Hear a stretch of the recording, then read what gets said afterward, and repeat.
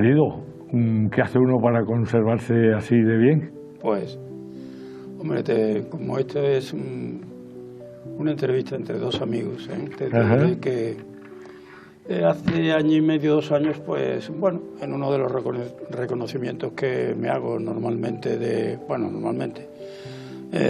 pues para verme el corazón, el médico, que era el jefe que había sido jefe del servicio de cirugía del Hospital Juan Ramón Jiménez, pero ya estaba jubilado, pues sale a auscultarme, al verme, a inspeccionarme, me dijo: oye, dime por favor qué has hecho en tu vida. Y, pues mire, pues qué debe decir yo, no he fumado en mi vida. ¿Cómo? Que no he fumado en mi vida. Y de lo demás, digo, pues una copa a partir de los 55 años, por recomendación de mi suegro, don Félix Santos. Hombre, claro, sí, se lo digo, tu suegro don Félix era una copa, ¿eh? Y me dice: así te has cargado mi tesis doctoral, porque con 83 años, como fue hace 2 años, tú debías de tener las arterias un poco sucias, digámoslo así, ¿no? Sí, un poco sí, colmatadas, claro, ¿no? claro. Y las tienes completamente limpias. Digo, pues nada, miel sobre hojuelas. No es que me haya costado mucho trabajo y tal y cual, pero ¿qué te voy a decir? Ha sido mi régimen de vida y me he encontrado muy bien siempre. Pues tienes 85. 85 ahora, sí. Eres del 9. Del 39. ¿Y tu padre se llamaba? Mi padre, Juan Mancheño Gallardo. Tenía una gestoría. Sí. Tenía una gestoría. Y bueno, pues, oye, vivíamos en la calle Verdigón, una calle, bueno, sí, una calle de cierto hombre, de cierto tráfico, de cierta popularidad, de cierta tal y cual. En la esquina estaba el famoso bar El Tupi. El Tupi, en aquella época además había vendedores de tabaco de extraperlo.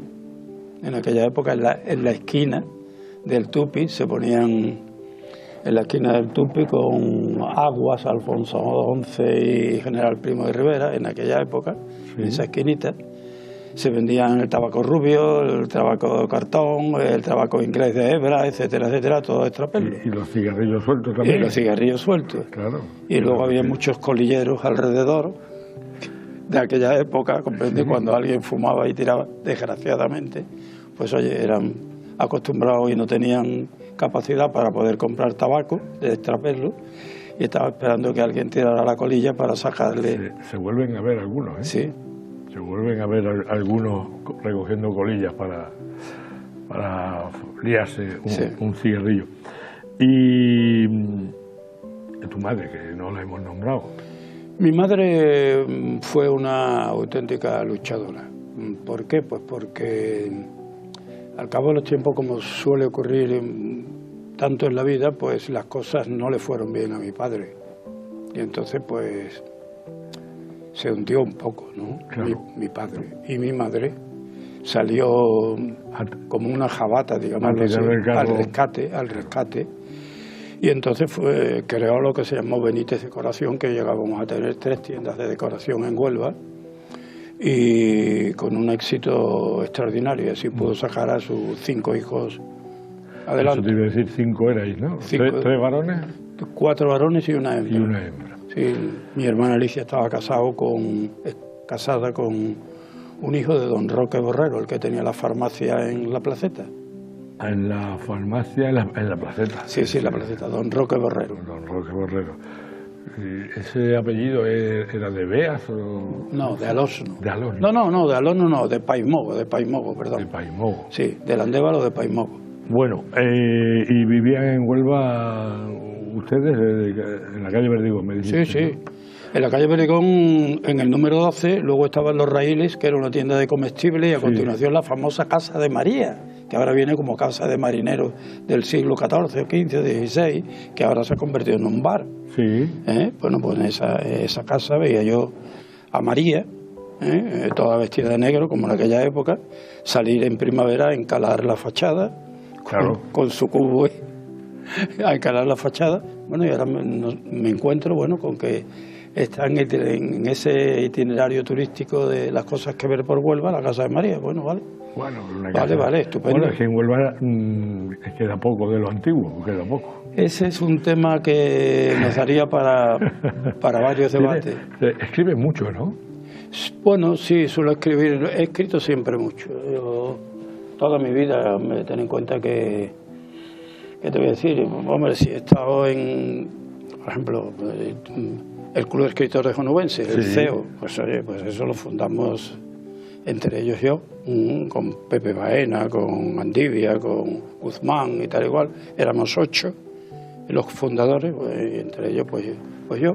Pero es que te estoy hablando de, qué sé, pero en el año 62, pues oye, yo gano un premio, se llamaba el Premio Platero de Poesía, en el 62, tenía 21, 22, 23 años, y bueno, mucho antes de eso yo ya escribía en El Correo de Andalucía, luego en El Odiel, y últimamente pues fui uno de los que ayudó a poner en marcha Huelva Información, del cual luego fui consejero y secretario general.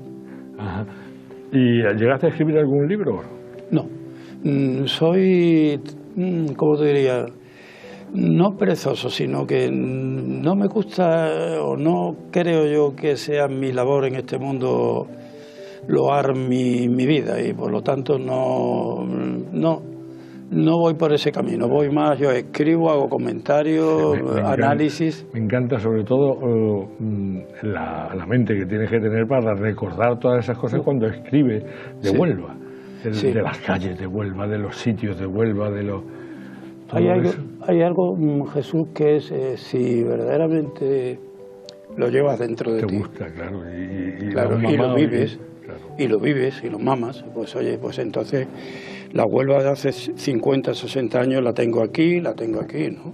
Y eso no, mientras el Señor quiera que siga funcionando, lo que yo he vivido, pues indudablemente yo soy una persona que ama profundamente a su tierra, con sus virtudes y sus defectos. Claro, eso es... Oye, ¿y los estudios dónde lo hiciste? En Sevilla, aquí en el Colegio de los Maristas. Los estudios básicos. Los estudios básicos, sí, hasta el PREU, que en mi época era PREU, sí.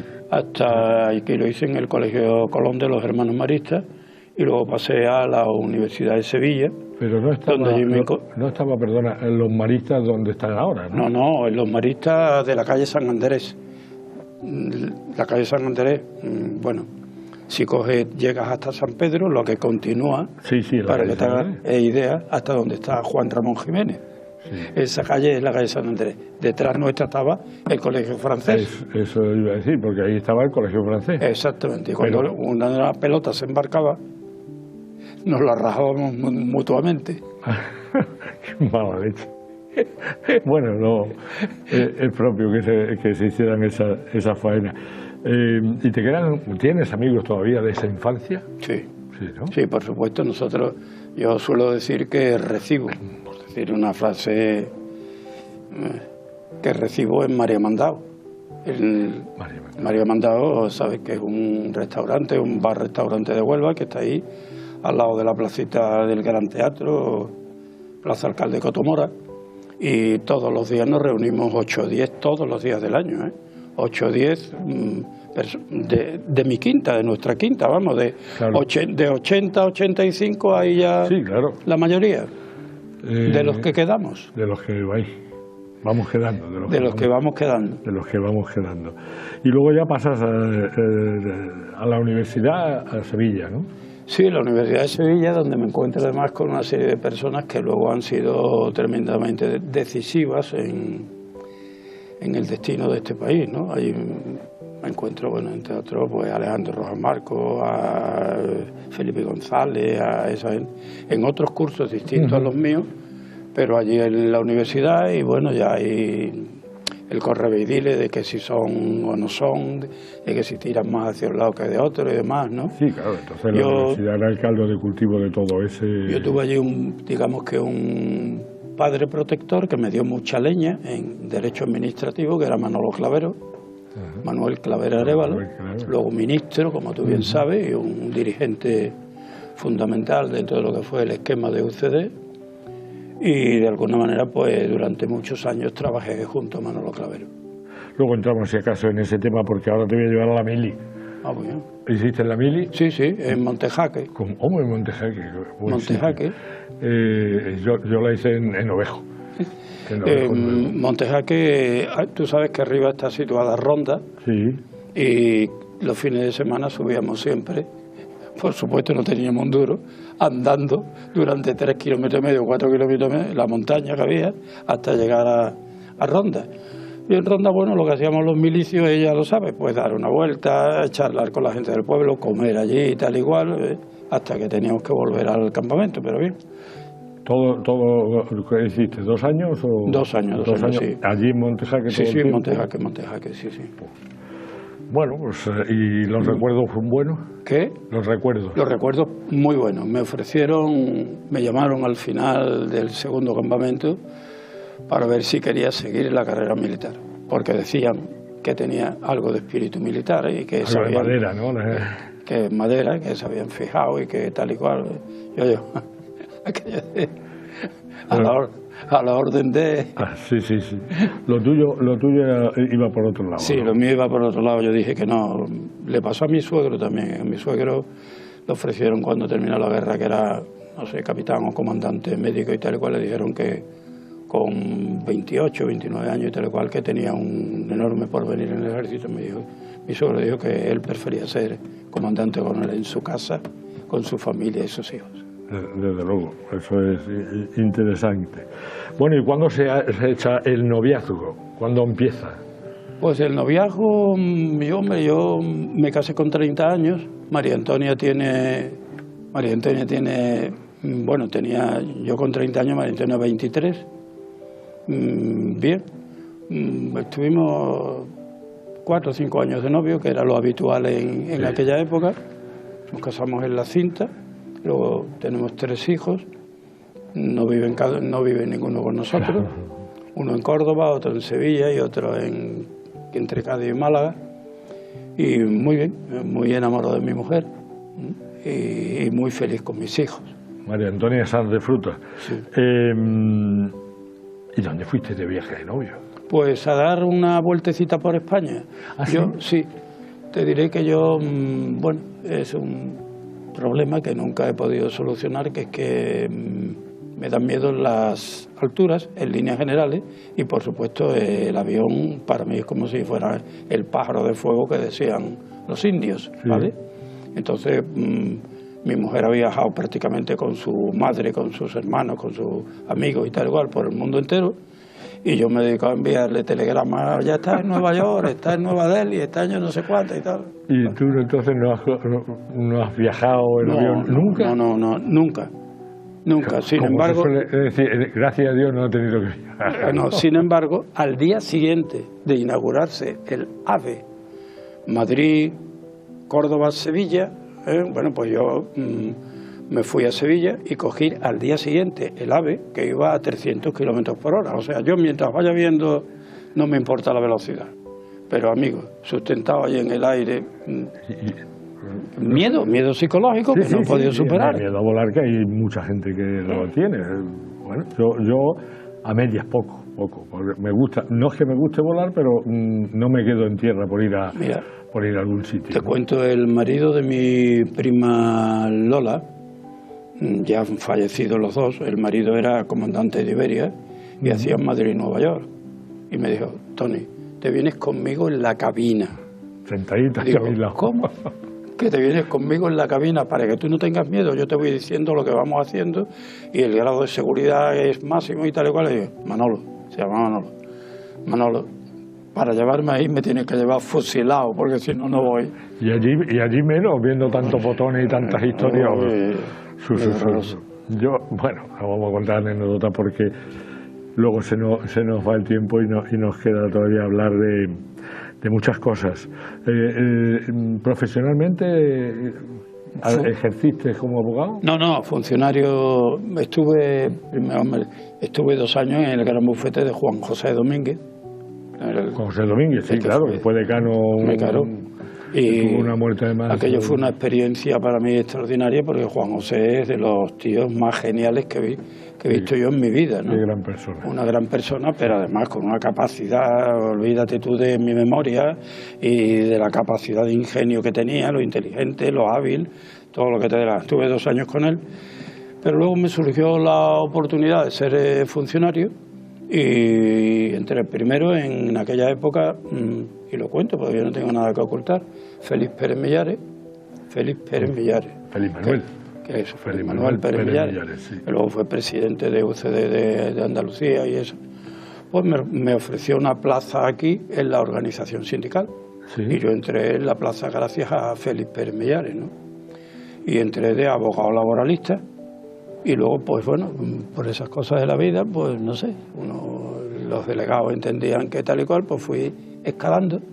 Y ya teníamos 3 vicesecretarios. Uno de ellos era don Miguel Martín Pérez, un personaje, Miguelito Martín Pérez, ¿vale? Y que era el director provincial de Asuntos Económicos. Yo era de Asistencia y Obras Sociales. Bueno, y teníamos un equipito de 2 o 3 personas, 2 o 3 delegados, que creo que en aquella época hicimos con nuestra mentalidad ya además un poco, o bastante, más abierta, aperturista, porque de ahí, bueno, quiero decir, algunos de nosotros luego perteneció a una cosa que se llama, no te acordarás, el grupo de los 12, que ya una vez que falleció el Francisco Franco, pues un poco antes y un poco después nos reuníamos en el salón del Hotel Tartesos, sí. Pues liberales, democristianos, andalucistas, y ahí se hizo ya un núcleo que cada uno ya pues intentaba desde su propia concepción política influir en la sociedad, en nuestra sociedad. Poco a poco, claro, era el cambio porque tú entraste en el sindicato vertical, que sí. Total. Yo entré en el sindicato vertical y te podría contarte muchísimas anécdotas porque, en fin, en aquella época pues había gente que, por lo menos yo personalmente, no hace falta sino tener un poco los ojos abiertos y charlar un poco con una persona para saber más o menos su ideología, ¿no? Todos eran respetuosos, lo mismo que yo lo era con ellos, ¿no? Y claro, sabiendo incluso donde yo estaba metido, respetaba y consideraba y conocía y cuáles eran las relaciones entre unos y otros, y no hubo nunca problema. Y se procuraba además que funcionara. Sí. Que eso es lo importante, claro.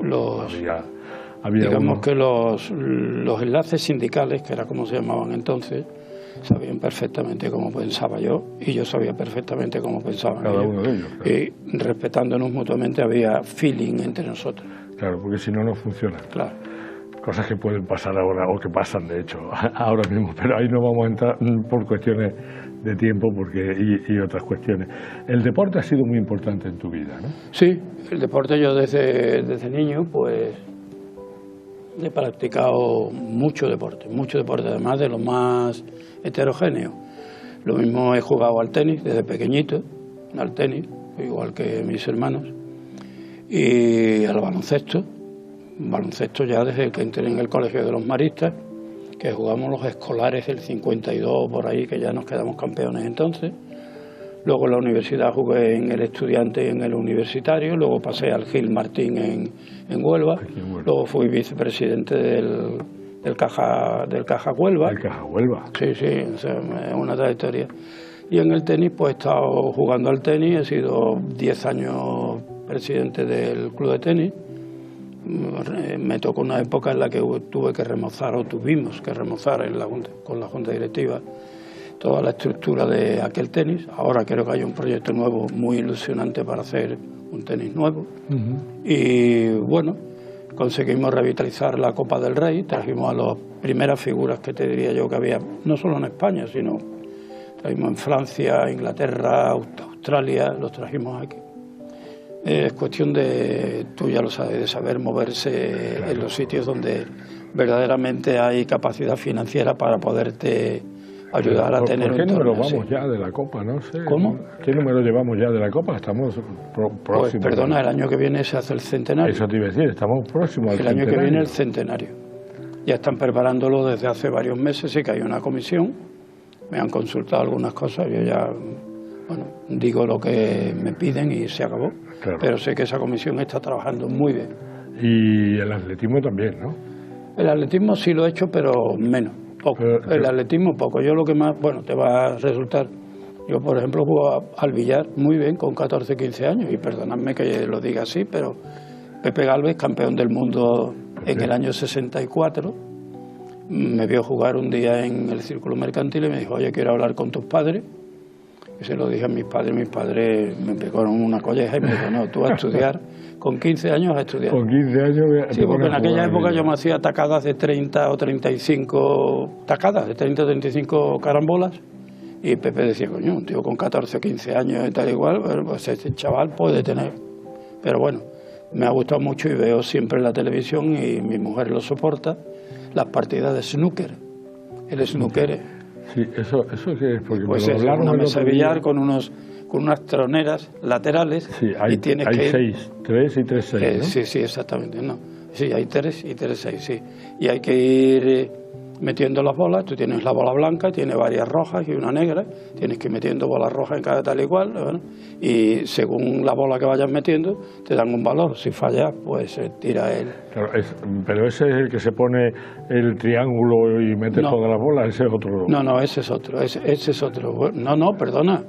Ese es el snooker, ¿no? sí. Ya, Ese es el snooker, yo sí. que he jugado. El triángulo y con todas las bolas, sí, exactamente. Y ahora el que le toca salida y Eso pegar es, todos los bolazos del mundo. Y si es muy bueno, Pues me encanta. pues el siguiente no juega, porque como el primero es muy bueno, Exactamente. el siguiente no juega. Y el fútbol, se lo has dejado. No, el fútbol he dejado, bueno, yo siempre desde niño he estado en mis padres. Fíjate qué curioso, mis padres me llevaban al velódromo, tendría yo 5 años, y iban los dos, mi padre y mi madre, cuando en aquella época ir una mujer al fútbol era un poco raro, ¿no? Pues mi madre y mi padre iban los dos y me llevaban. Yo iba de la manita, pasaba por el kiosco de Paco Isidro, Sí. por la Verdigón, ¿vale? Entrábamos por el Perú, que es una antigua tasca del Matadero, del barrio del Matadero, adelante, y al final, bueno, pues entrábamos por la puerta de preferencia, nos sentábamos en una localidad que se llamaba Banco de Pista, cerca había un marcador que era una botella de gaseosa Onuba, o una cosa esa, o que la ni Onuba. Bien, y desde chico fui al velódromo, vi a figuras extraordinarias, allí a Zupo, a Larrarte, a yo qué sé, a Pepillo, a Domingo, a Raimundo, yo qué sé, la historia del recreativo, pues, y luego, por estas cosas de la vida, pues me llegó la hora de aceptar o no aceptar ser presidente, di el paso, doloroso paso, bien en lo deportivo, en la gestión económica mal, porque tuvimos que soportar una situación financiera muy dura, de la cual luego tuvimos que responder cada uno de nosotros con nuestros propios bienes, nuestras propias capacidades, y con problemas muy serios con los bancos, con embargos a compañeros, etcétera, etcétera.